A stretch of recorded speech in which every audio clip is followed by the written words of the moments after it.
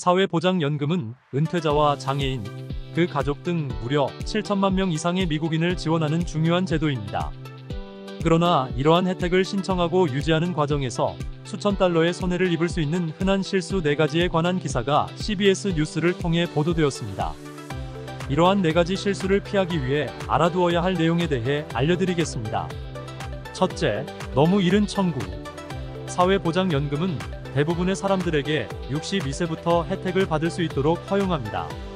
그러나 너무 일찍 청구할 경우 매달 혜택이 최대 30%까지 감소하므로 최대한의 혜택을 받기 위해서는 70세부터 혜택을 받는 것이 좋습니다. 그러나 중요한 것은 본인의 건강 상태와 재정적인 상황을 고려하여 연금 수령 나이를 결정하는 것이 좋습니다. 둘째, 미망인 스캠. 사회보장연금은 사망한 배우자의 연금에 대한 생존 배우자 혜택을 받을 수 있는데 종종 생존 배우자 혜택과 본인의 은퇴 혜택을 동시에 청구하는 경우가 있습니다.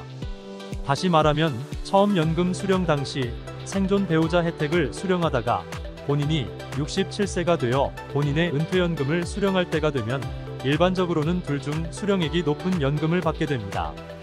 그러나 이미 생존 배우자 혜택을 청구한 지 1년이 넘은 경우에는 그 혜택을 변경할 수가 없습니다.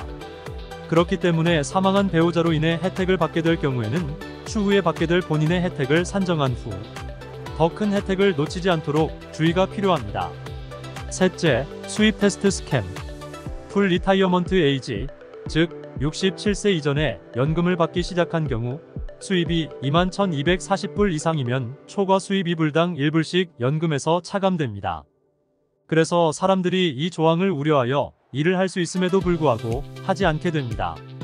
하지만 이렇게 차감된 연금은 67세가 되어 감면 조정 요소가 적용되면 1불당 1.2불로 계산되어 돌려받을 수 있다는 것입니다. 그래서 일을 하면 지금 당장은 연금액이 감소하겠지만 나중에 그만큼 보상이 된다는 것입니다. 넷째, 지급 초과 함정. 사회보장국이 수혜자에게 과도한 혜택을 지급할 때 발생하는 문제로 이는 수혜자의 잘못이 아닌 사회보장국의 행정적인 오류에서 비롯되는 것입니다. 만약 본인이 받아야 할 연금액보다 초과된 금액을 수령하게 된다면 해당 금액을 저축해두는 것이 좋습니다. 나중에 사회보장국에서 초과된 금액만큼 반납을 요청할 것이기 때문입니다. 그리고 이미 초과된 금액만큼 반납을 요청받은 경우에는 일시불이 아닌 분납이 가능하므로 그 혜택도 이용할 수 있습니다.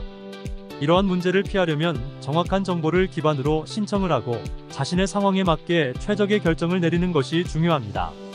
사회보장은 많은 미국인들에게 중요한 지원 수단이지만 혜택을 더 잘 활용하기 위해 주의 깊게 관리하고 준비하는 것이 필요합니다.